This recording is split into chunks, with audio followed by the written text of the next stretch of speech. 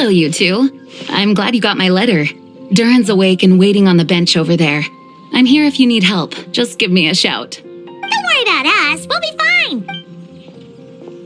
Oh, hey, you two. I just remembered what happened right before I passed out. Thanks for holding me back. I shudder to think what might have happened if you hadn't. I'm fine now. It's just... a lot of people seem to have forgotten me. Don't worry. We'll figure out a way to fix this. Why don't you start by telling us what happened? It felt so strange.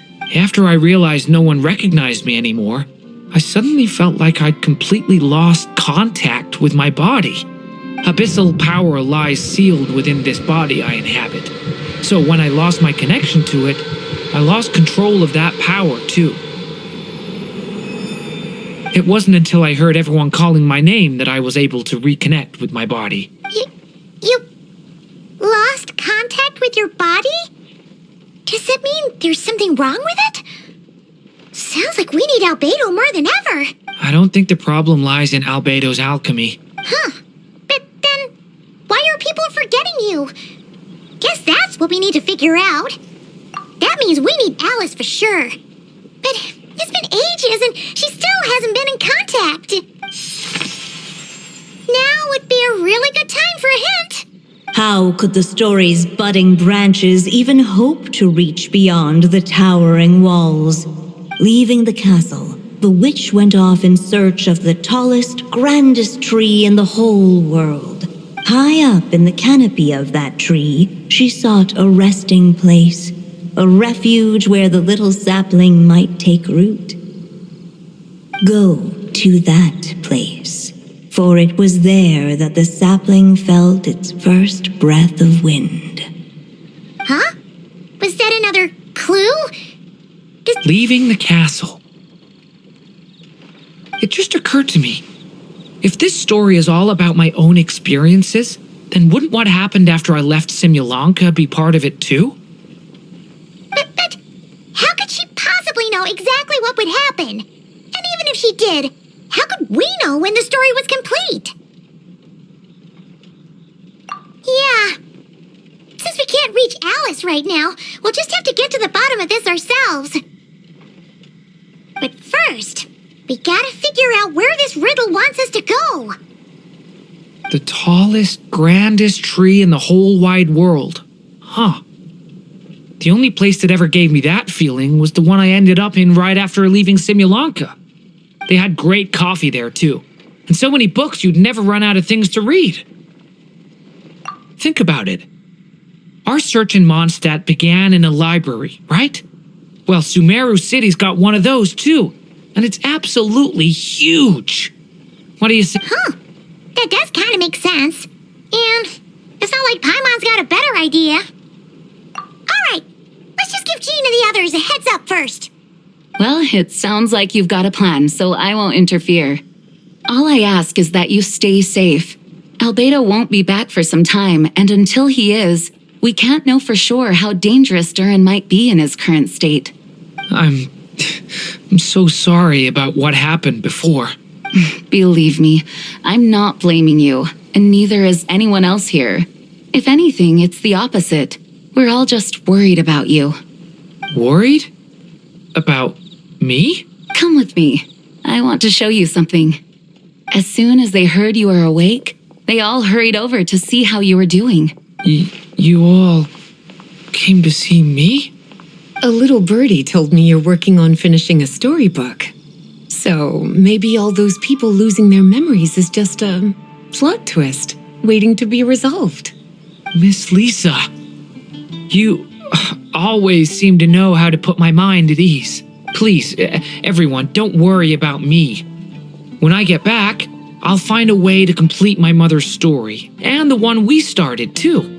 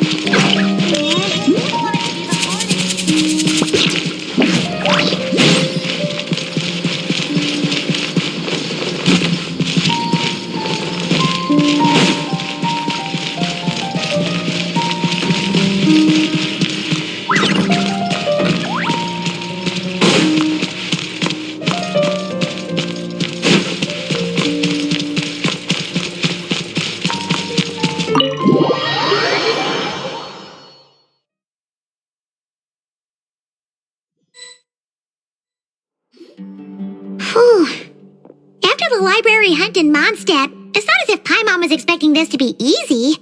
But this... yeah... this is something else. Where do we even begin? Even the clue this time seemed kind of cryptic. Yeah. Guess the best we can do is stay on the lookout for more weird things going on. Huh? Sorry, what was that? I'm here to return Volume 5. According to the catalog, Volume 5 of this series is not available for loan. I can't accept the return of a book that was never checked out in the first place. Let me put it this way. My copy is complete. Yours, on the other hand, is missing large amounts of content.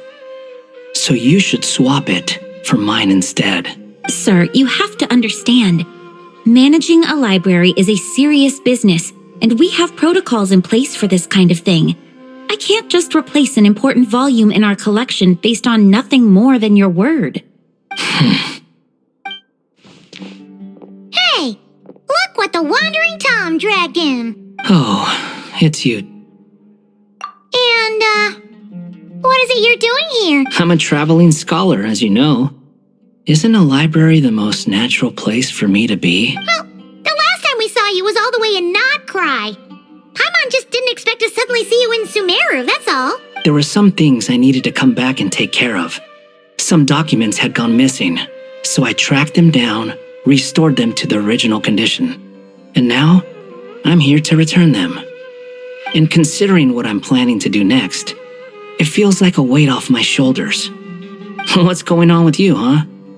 You look like a kicked puppy. Hat guy. At least you haven't forgotten about me. What's that supposed to mean?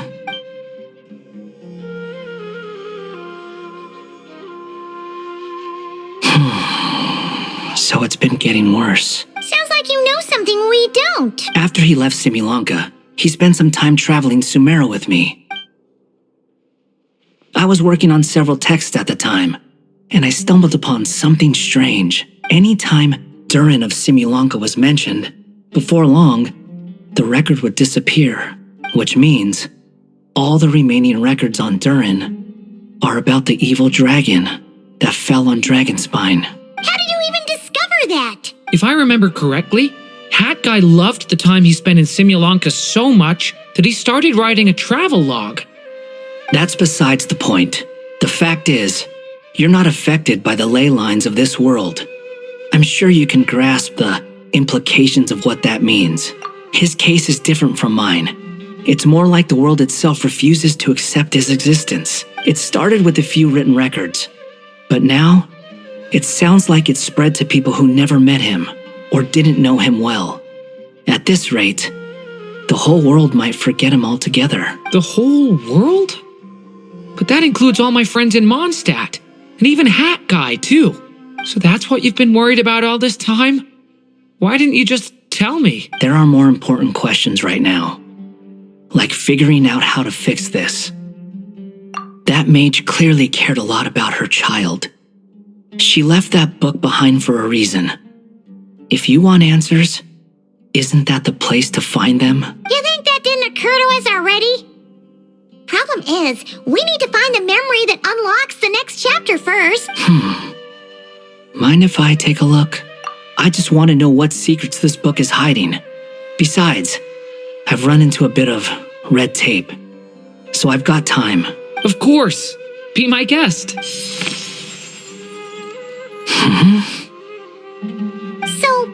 the memory we've been looking for was about you all along?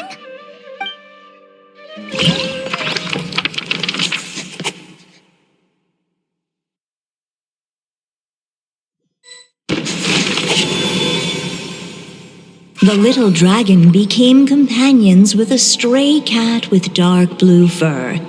It was a friendship born of all they had in common. He left his castle at the stray's invitation, setting out to explore the world beyond its walls. There, he grew fond of the outside world, eager to make friends and share the story of his life. Taken by the dragon's story, the stray tried to write it down. But he soon realized that no matter how he tried, it would always warp into the evil dragon's tale.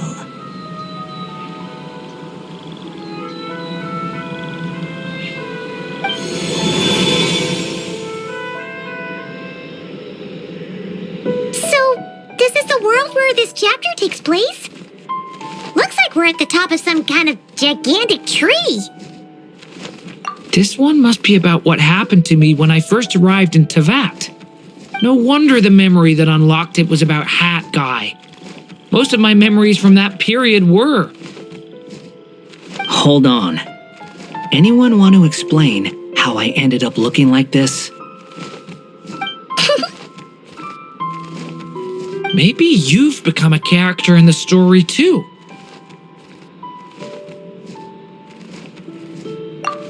You see me as a stray cat? A wandering Tom, to be exact. You should count yourself lucky. Of all Durin's friends, your character is by far the most memorable. Maybe it's because I've known Hat Guy for longer, so my impression of him is more vivid than the others. Vivid? Then how come you haven't changed one bit? Guess that means the impression the traveler left was so vivid, it didn't need changing.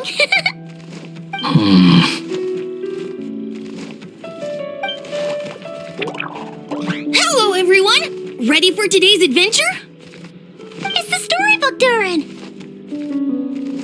Oh. So you're not playing yourself in this one? Does that mean the two of you have even more memorable roles to play?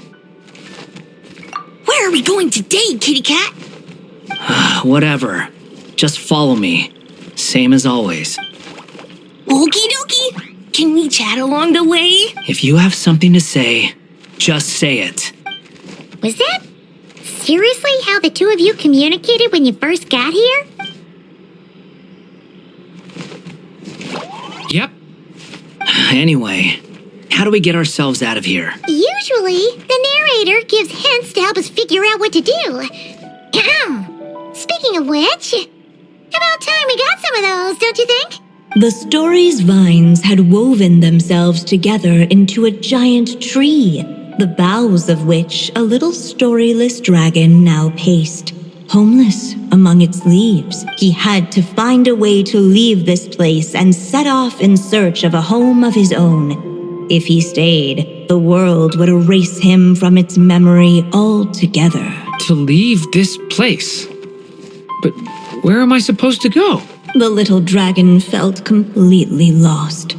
Just like the vines, the road ahead branched off into different directions, twisting and turning before disappearing into the mist. But as luck would have it, a prophetess waited up ahead. Perhaps she might know where each path might take him.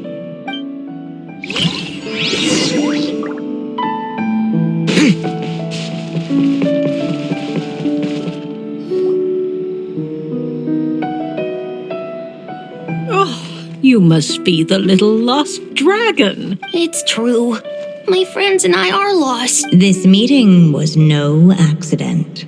The prophetess was in fact the seer witch, here to present her promised gift. The seer witch. Oh yeah, that's Mona's teacher, right? The old hag? Insolent child. I am the seer witch, your prophetess, not some old hag. Sorry. Now, little lost dragon, I have come to bestow the gift I once promised. A prophecy. A prophecy? Hear me now, for my prophecy is this. One day, the dragon from beyond the castle shall be reborn, and none may avert its coming. The wind took the prophecy and swept it off into the distance. And so, the little dragon was shown a path to wander. As far as I remember, once that alchemist from Mondstadt learned about the prophecy, he chose to stand with you against the evil dragon. So, What does any of this have to do with you being forgotten? Oh, wise witch of prophecy. Could we trouble you with another question? As enigmatic as she was elegant, the seer witch spoke no more, for her thoughts had long since returned to the starry firmament above. Just when we actually needed her. The seer witch was my mother's friend, so the prophecy she just gave should turn out to be helpful. Well, it's not like we've got better options. But if all we need to do is leave this place, which path should we take? Why don't we take a look around?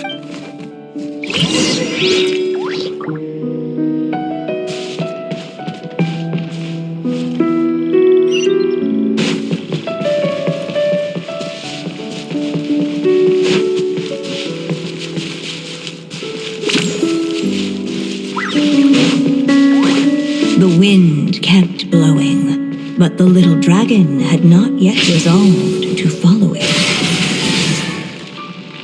Before him lay a foggy path, and where it might lead he could not tell.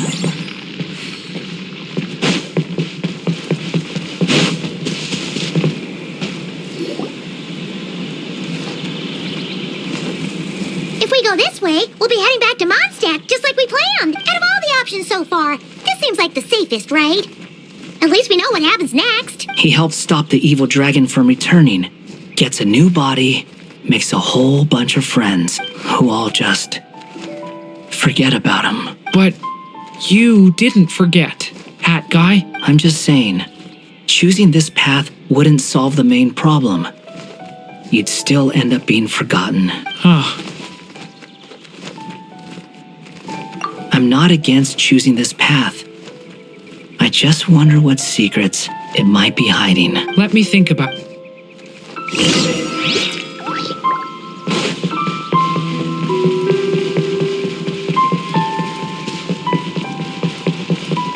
I still think you should keep going, little dragon. If you leave the castle, you can accomplish something amazing and make a bunch of friends along the way. Really? Then let's go! Unable to preserve his story, the little dragon wandered astray. Fortunately for him, a certain prophetess had left behind a prophecy to guide him. The wind took the prophecy and swept it off into the distance, and so the little dragon was shown a path to wander. Following the wind's guidance, the little dragon made his escape. In turn, the prophetess affirmed the little dragon's choice, leaving an extra secret as her parting gift. Now that you've made up your mind, I shall keep my promise by explaining fate's little trick. Long, long ago, the gods of the high heavens gave the world outside the castle a magic of its own. They called it storytelling. It was a magic of almost unshakable power that governed how people met, grew close, and understood one another. Each person had a story meant for them and them alone, one whose ending was written in the heavens long ago. In truth, your story and the evil dragons are simply two versions of the same tale, and that is something the magic of storytelling cannot abide. Beyond the castle's walls, your story cannot take root, for the evil dragon's tale has done so already.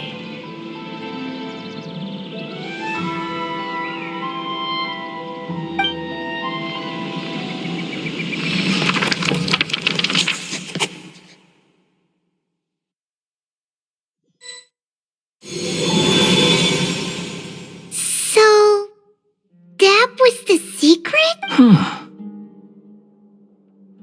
You still don't get it?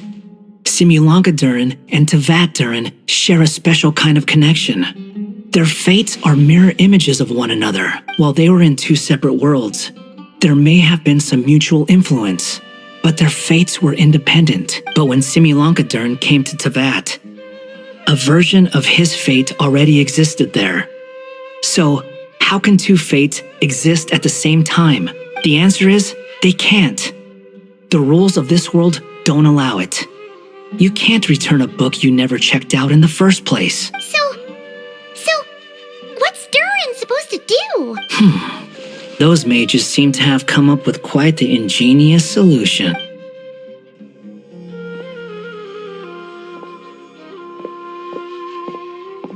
I'm here to make a return. As I said, there's no record of Volume 5 of this series ever being checked out. Then just think of this as Volume 6. Based on what I know, the author was planning on publishing another volume anyway. The catalog does have a slot reserved for Volume 6. So, this is it? Sure, let's go with that. All you need to know is, I'll be the one writing this series from now on. You...